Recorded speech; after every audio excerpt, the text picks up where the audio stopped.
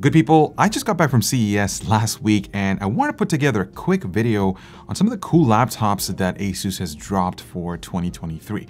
But before we dive right in, I do want to give a huge shout out to our sponsors, including ASUS, for making our CES trip possible. You guys are awesome. So let's kick things off with some gaming laptops. This is the STRIX SCAR 16, and they've given it a huge facelift compared to its predecessor. The overall design is slightly toned down with the exception of a few ROG elements that have been laser etched to the chassis. I've also noticed the build quality has improved slightly and you get a few RGB accents around the chassis, like this rear glow panel above the exhaust vents and the strip lighting at the back. I love the matte black aesthetics of this chassis and it features the same footprint as the SCAR 15 from last year. The biggest difference you'll notice is the introduction of a brand new 16:10 Nebula HDR display, and ASUS is going all out on their gaming laptops with this panel technology. Basically, what you get is a Quad HD plus 240Hz mini LED panel with a 3 millisecond response time and Dolby Vision HDR support. This is going to totally change the way how we look at content that supports this format, but most importantly, it covers 100% P3 coverage. So content creators, if you're watching this, you're going to love editing videos on this laptop. Supposedly, it gets up to 500 nits of peak brightness output, but ultimately, I'll have to validate this when I get my hands on it in the studio for the full review, so make sure you're subscribed to the channel for that. I also noticed that this year they've implemented precision glass trackpads, and it actually felt awesome when I played around with it. They've also brought in the built-in numpad from the Zenbook series, but they've given it the ROG spin in terms of visuals, so I think that's pretty cool. In terms of specs, again, ASUS has gone all out, guys. So you can configure this with up to Intel's new 13th Gen Core i9-13980HX CPU with up to an RTX 4090 graphics card that can draw up to 175 watts of power. Now that's a lot of performance packed into a laptop, guys, but knowing ASUS, they've also revamped the cooling system by increasing the heatsink surface area, along with implementing ConductNot's extreme liquid metal application on both the CPU and GPU. Oh, and by the way, ASUS has also added a webcam to this year's SCAR 16. You know, the feature that they took away a while back. ASUS, again, thank you for listening to our feedback. Now, something you'll notice this year is the introduction of 18-inch gaming laptops. We initially saw that with the Razer Blade 18, but ASUS has also expanded the SCAR series to an 18-inch form factor. And let me tell you, this is probably gonna be one of the fastest laptops to beat in 2023. The specs are just loaded on this thing, guys. So you can get up to a Core i9-13980HX CPU with up to an RTX 4090 running at 175 watts. Now, while the specs are similar to the SCAR 16, the cooling system on the 18 is much better due to its increased surface area with the heatsink, which should also lead to lower temperatures. But we'll have to find that out in the full review. Also, the SCAR 18 gets the 16:10 Nebula display with the same specs as the SCAR 16, but for those who prefer bigger screen real estate, this is probably going to be the one to get. I also want to mention that all ROG laptops now feature an auto mux switch that works in cohesion with NVIDIA's Advanced Optimus. You see, traditionally, if you needed to run the display directly off a discrete graphics card instead of the integrated graphics, you had to reboot the system to apply that setting. But this year, the system automatically switches to the GPU directly based on the application. I'm pretty sure that's going to save a lot of us a lot of time. Next up, we have the ROG Zephyrus G15. Now, this was a very popular laptop last year, so this year they've made it even better by upgrading the display to the new Nebula HDR panel with up to 600 nits of peak brightness output and 100% P3 coverage. In terms of specs, the new G14 can be configured with up to AMD's newly announced Ryzen 9 7940HS processor, and get this, an RTX 4090 graphics card. Yep, they did it, guys. They crammed a freaking RTX 4090 into a chassis that's less than 20 millimeters thin. But there's a catch. You see, it only runs at 125 watts compared to 175 watts on the SCAR series. So you'll notice a bit of performance difference, but nonetheless, for 14-inch laptop, this is just wicked, and I can't wait to test this out.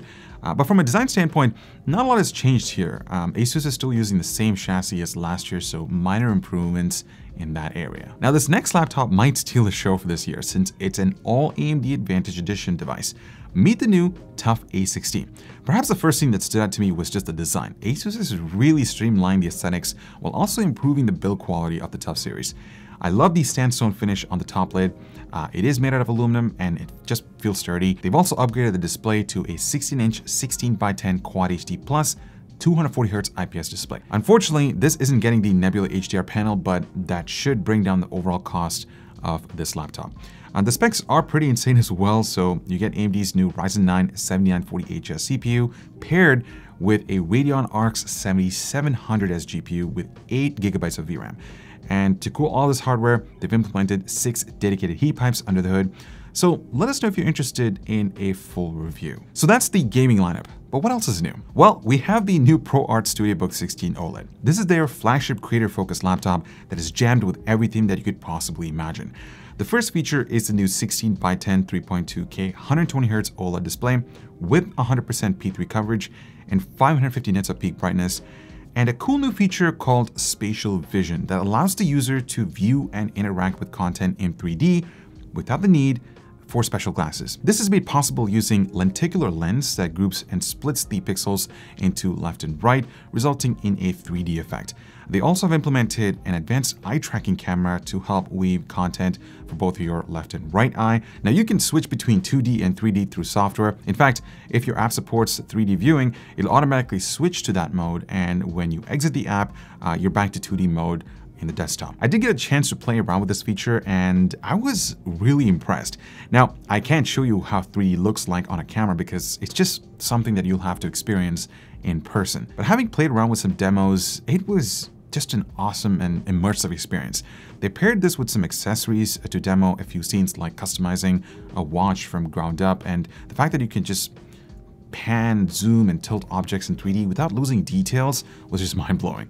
Now, fun fact, I did hear one of the ASUS reps mentioning that it causes eye fatigue if you're using this feature for longer sessions, and since it's a pre-production model, they're still working on it to fine-tune this technology before it's readily available. So I'll certainly update you guys on the experience when I get my hands on it for a full review. Honestly, I think this would be a cool feature for those who work within 3D applications, but for content creators, not so much. Rest aside, this laptop comes in a sleek matte black finish and a chassis that's made out of CNC aluminum. The display also tilts 180 degrees flat, the trackpad is 28% larger, and it supports pressure-sensitive stylus. You also get the signature dial that talks to Adobe's creative applications. Supposedly, Creator Hub is getting a massive update allowing for more customizability within the dial, which is awesome. ASUS has also loaded this thing with ports, including a very fast SD Express 7.0 card reader. In terms of specs, you're looking at Intel's Core i9 HX series and up to an RTX 4080 GPU pushing around 160 watts. And that is also backed with their iSchool Pro thermal system, which consists of a better liquid metal compound application. Next up, we have the Zenbook 14X OLED. Now this is a 14-inch laptop that has received a pretty massive design and spec uplift.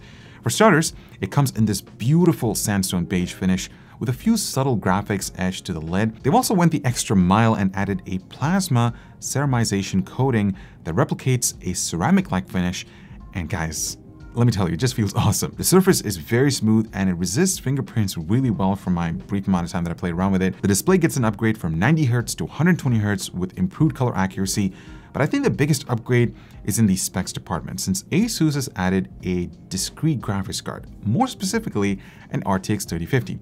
Now keep in mind that ASUS is using an older chip that features 2048 CUDA cores and 4 gigs of VRAM instead of the newer core that boasts 2560 CUDA cores and 6 gigs of VRAM. Honestly, that's a missed opportunity for ASUS. But either way, this should certainly give users a boost in performance over integrated graphics.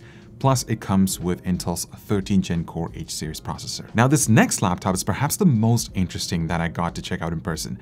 Meet the Zenbook Pro 16 OLED. Now, from the outside, there might not be a lot of changes compared to its predecessor, but the real deal is what's powering it under the hood. You see, in order to keep this 16-inch laptop relatively thin and portable to carry, ASUS partnered up with Intel to come up with a unique CPU design module that combines both the 13th Gen Core i7 or Core i9 CPU and LPDDR5 memory into a single chip.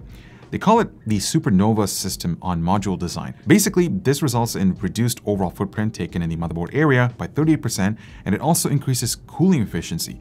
It also leaves extra room for the dedicated GPU's power components, meaning you can push more power to the GPU, which is awesome. You can get up to an RTX 4080 on this thing, and combined, it can pull up to 155 watts of power, which is pretty crazy for a laptop that's only 16.9 millimeters thin. The only downside is that you're stuck to the memory that's just soldered on. So pay extra attention to that when you're configuring this laptop before buying. Now that OLED touch display also gets a nice upgrade to 120 Hz, and you get it in a 16:10 aspect ratio, so plenty of room to fill with content.